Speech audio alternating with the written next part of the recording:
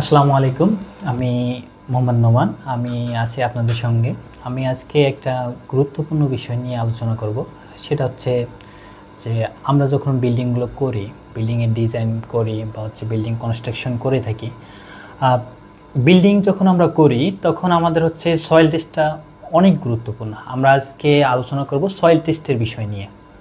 আর soil টেস্টের কেন করব, আমাদের উদ্দেশ্যটা কি সয়েল টেস্টের, এবং সাধারণ মানুষের ধারণা, এবং সয়েল টেস্টে আমরা কিভাবে ধারণাটা নিতে পারি।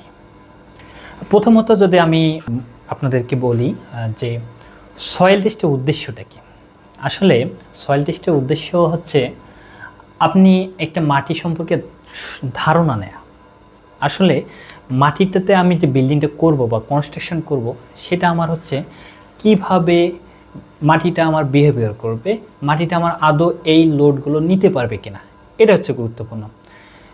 আমি সয়েল টেস্টবিহীন যদি একটা বিল্ডিং ডিজাইন করে থাকি, সেটা আমার ডাক্তারের প্রেসক্রিপশনবিহীন একটা ওষুধ কিনতে যাওয়ার মতো। যে কোনো স্ট্রাকচারাল ডিজাইনার আপনার সয়েল টেস্টের উপর ভিত্তি করে ডিজাইন করে থাকে। এজন্য সয়েল টেস্টের গুরুত্ব অপরিসীম। আপনাকে অবশ্যই বিল্ডিং করার আগে একটি সয়েল টেস্ট করে নিতে হবে। এখন আমাদের বিভিন্ন গ্রাম অঞ্চলের মানুষের যে ধারণাগুলো, যে আসলে সয়েল টেস্ট করার কী প্রয়োজন, বা আমাদের মিস্ত্রি ভাইরা থাকে, তারা বিভিন্ন ধরনের ধারণা পোষণ করে থাকে। এক্ষেত্রে আমাদের মিস্ত্রি ভাইরা দেখা গেছে দীর্ঘদিন এক এলাকায় কাজ করে থাকে। এই কাজ করার জন্য তারা মনে করে যে আমরা এই এলাকা সম্পর্কে সম্পূর্ণ জানি, যেহেতু আমরা এই বিল্ডিং পাশের বিল্ডিংয়ে করেছি, এই বিল্ডিংয়ে এই ফাউন্ডেশন দিয়েছি, তা আমার সয়েল সম্পর্কে ধারণা আছে। কিন্তু সয়েল এমন একটা জিনিস, আমি এর 1 ফিট পরে কি আছে সেটা আমি জানি না। এটা এমন একটা জিনিস যার মাধ্যমে আপনার সয়েলের ধারণা আপনি পাশের বাড়ির বিল্ডিংয়ের থেকে নিতে পারবেন না।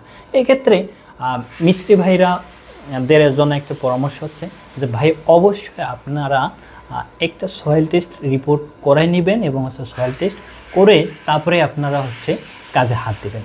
কেননা আপনি যখন একটা সয়েল টেস্ট করাবেন, তখনই এই মাটির একটা সম্যক ধারণা পাবেন। আর যদি সয়েল টেস্ট না করান, আপনি যতই আপনার 15 বছরের এক্সপিরিয়েন্স থাক, বা আপনি এখানে যতদিন ধরে কাজ করেন, আপনি সয়েলের বিস্তারিত জানতে পারবেন না।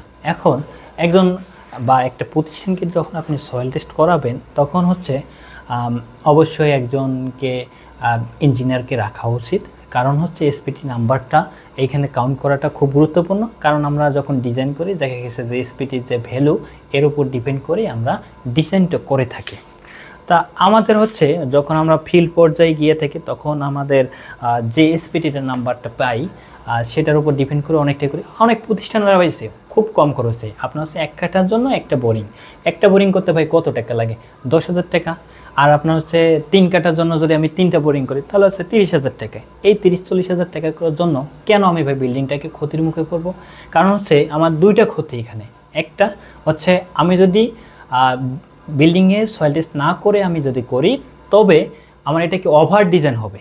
আর দ্বিতীয় ক্ষতি, আমি যদি বিল্ডিংয়ের ডিজাইন অনুযায়ী করেও থাকি, তবু আমার এটাকে আমার যখন মাটি সম্পর্কে ধারণা থাকবে না, তখন আমি এটাকে যদি কম করে থাকি, তাহলে আমার বিল্ডিংটা ফল করবে।